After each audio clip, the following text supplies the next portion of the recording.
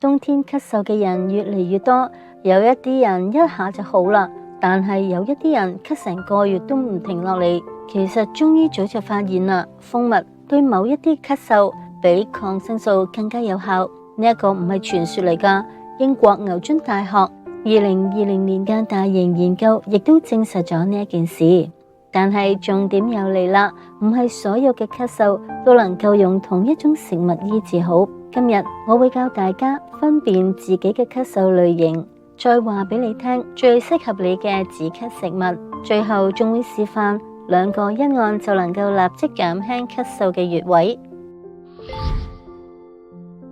首先帶大家快速咁認識一下，咳嗽其實唔只得一種㗎，唔同類型嘅咳嗽適合嘅食物係完全唔一樣嘅。如果食錯咗，唔單止唔會好，可能仲會越食越嚴重。所以先將自己嘅咳嗽類型搞清楚，係非常重要嘅一步。第一類係乾咳型，呢一類嘅咳嗽有一個共同嘅特點，就係喉嚨乾，咳唔到痰，越講嘢就越咳，經常見喺感冒嘅後期，喉嚨黏膜比較乾，又或者氣管受到刺激嘅時候。第二類就係熱咳型，如果你咳嗽嘅時候啲痰偏黃偏黏，喉嚨熱痛痛，甚至口乾口苦，呢一個就係比較典型嘅熱咳。呢一類嘅咳嗽經常伴隨住有發炎，需要行清熱降火嘅路線。第三類型就係冷空氣敏感型，亦都有人叫佢做寒咳。最大嘅特點就係只要接觸到冷空氣，例如朝頭早出門吹到冷風就開始咳啦，啲痰係偏清，喉嚨就容易痕，季節轉換嘅時候就特別明顯。第四類就係久咳後虛弱型，呢一個經常出現喺咳嗽咗2週以上，成個人都覺得冇力、精神差，連把聲都容易沙啞。呢一個時候唔係發炎太強，而係身體被咳到虛啦，需要行補氣補肺嘅路線。第5類就係比較少講到噶，但係其實又好常見噶，就係黏膜受損型。咳到喉嚨痛、刺痛，甚至乎啲痰裏面都帶有一絲絲嘅血絲，呢一個就係黏膜過度乾燥同埋破皮啦。呢一類嘅咳嗽需要嘅係溫和、具有修復能力嘅食物，幫助黏膜愈合。解咗自己嘅咳嗽類型之後，跟住落嚟我哋就要進入今日最重要嘅部分，就係9種天然止咳嘅食物。第一樣就係蜂蜜，呢一個係懷生堂第5代中醫張維軍特別推薦嘅止咳食物，對乾咳特別有效。英國牛津大學2020年嘅研究發現，蜂蜜比抗生素更加能夠改善上呼吸道感染所引起嘅咳嗽，特別就係兒童急性咳嗽，效果更加好。食法都好簡單，第一就係可以將蜂蜜加溫水直接飲。第二就係乾咳好嚴重嘅人，可以滗1小匙羹擺入口，等佢慢慢融化。第三就係可以用雪梨切片，點一啲蜜糖嚟食，潤喉嘅效果非常好。只要係喉嚨乾、講嘢越講越咳、感冒之後一直乾咳嘅人都能夠受益。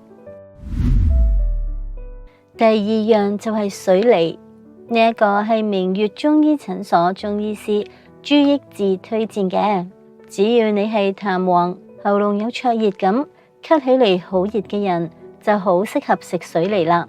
研究證實，水梨中嘅多酚具有抗發炎、抗氧化、調整腸道菌相嘅效果，對上呼吸道發炎造成嘅咳嗽好有幫助。水梨性涼，直接生食，適合熱咳、口乾口苦嘅人。但係如果你體質偏寒，容易肚屙，朱益智中醫師就建議可以加銀耳、南杏仁一齊燉煮，咁樣就唔會太寒，止咳效果仲更加好。第三樣就係銀耳，亦都係朱益智中醫師推薦嘅超級潤肺食物。銀耳非常適合喉嚨乾、聲音沙啞、講嘢講得耐就唔舒服嘅人。研究顯示，銀耳嘅多糖具有免疫調節、抗發炎、保濕黏膜嘅效果，能夠加速呼吸道黏膜嘅修復。銀耳可以加水嚟去燉，亦都可以做成銀耳羹，暖暖地咁飲就最舒服、最滋潤。第四樣就係百合，朱益智中醫師特別推薦俾咳咗好耐、晚黑咳到瞓唔好嘅人。如果咳嗽拖咗好幾週，晚黑就一直咳，百合會係好溫和嘅選擇。研究顯示，百合唔單止潤肺止咳，仲能夠安神、抗焦慮，對久咳之後嘅心肺負擔亦都有幫助。百合可以同紅棗、銀耳一齊燉湯，晚上飲特別能夠幫助安穩入睡。第五樣就係南杏仁，朱益智中醫師專門推薦俾一吹到冷空氣就咳、換季就咳、講嘢講耐咗就咳嘅敏感型咳嗽嘅人。研究指出，杏仁含有多酚抗氧化物，具有神經保護、心臟保護、抗菌、抗發炎嘅作用，亦都能夠保護呼吸道嘅黏膜。杏仁可以做成杏仁茶，亦都可以加入豆漿，或者同水梨一齊燉煮，潤肺效果更加強。第六種就係蓮藕，朱益智中醫師推薦俾咳得好重、喉嚨痛，甚至有一啲血絲嘅人。研究發現，蓮藕能夠提升抗氧化酶嘅活性，降低發炎，穩定黏膜，對受損喉嚨嘅修復好有幫助。洛杉磯資深中醫師黃錦君指出，蓮藕榨汁飲落去之後，止咳效果特別好，對喉嚨痛亦都有療效。只要咳到黏膜破、咳得好痛，就可以考慮用蓮藕啦。第七樣就係蓮蓬，朱益智醫師話佢嘅收檢力比蓮藕更加強，特別適合咳得好嚴重、痰又黃又濃，甚至黏膜破皮嘅人。研究顯示，蓮蓬含有豐富嘅多酚，具有強力抗發炎、止血嘅作用，對受損嘅黏膜修復好有效。蓮蓬放電鍋加冰糖燉，暖暖地咁飲，最能夠緩解刺激性強嘅咳嗽。如果你咳到喉嚨都破埋，啲痰又黃又黏，蓮蓬就好適合啦。第八樣就係豆漿，朱益智醫師推薦俾咳得耐、成個人都虛晒、冇咩氣力嘅人。研究顯示，黃豆製品有抗氧化作用，亦都同較低嘅肺部疾病風險有關。每日朝頭早飲一杯暖嘅豆漿，能夠補元氣，改善久咳之後嘅乏力感。如果你咳咗3週以上，精神差、胸口空空咁，豆漿就好有幫助啦。最後第9樣係麥芽，朱益智醫師話麥芽特別適合咳耐咗、脾胃變弱、食唔落嘅人。最簡單嘅方法，喺暖嘅豆漿裏面加入一啲嘅麥芽粉，既能夠補脾胃，又能夠溫和止咳。如果你咳到胃口變差、食唔落，麥芽會係一個好好嘅選擇。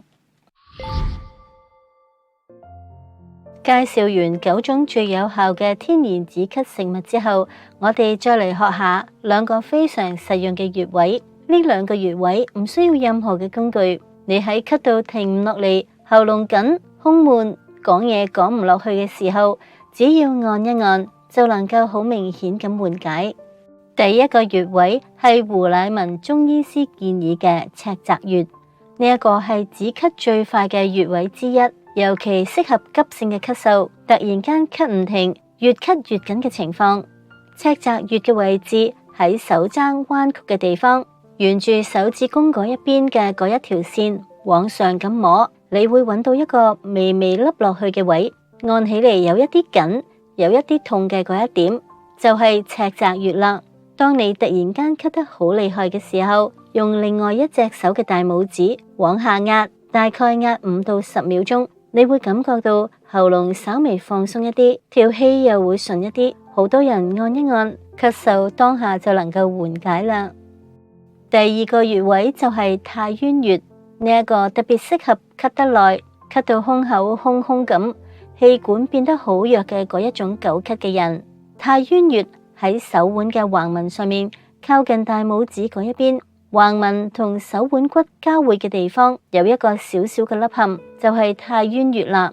你可以用拇指輕輕壓10秒鐘，換邊再按一次。呢一個穴位能夠幫助肺氣恢復，讓咳嗽唔容易再反覆。對於久咳導致氣虛嘅人，效果特別明顯。所以你可以將呢2個穴位記落嚟，咳得犀利嘅時候按尺澤，咳得耐同反覆咳就按太淵。最後提醒大家，咳嗽雖然常見，但係絕對唔係靠撐就會好㗎。只要揾到正確嘅咳嗽類型，用啱食物，加上穴位按摩，大部分嘅人都能夠喺屋企就明顯改善。如果你咳超過咗2週，或者伴隨住有發燒、胸痛、呼吸困難，咁就一定要盡快就醫，唔好自己死撐。天然嘅療法只係輔助，但係並唔能夠取代專業嘅治療。咁你而家有冇咳啊？如果有，又屬於邊一種類型嘅咳嗽呢？係乾咳、熱咳、冷空氣敏感、久咳虛弱，抑或係黏膜受損呢？你最想試下嘅係邊一種天然食物呢？我會盡快幫大家一齊判斷。如果你覺得今日嘅內容對你有幫助，記得點讚、分享俾正在咳嗽嘅家人朋友。記得訂閱健康園，我哋每周用最實用、最貼近生活嘅方式陪你一齊養好個身體。我哋下次再見。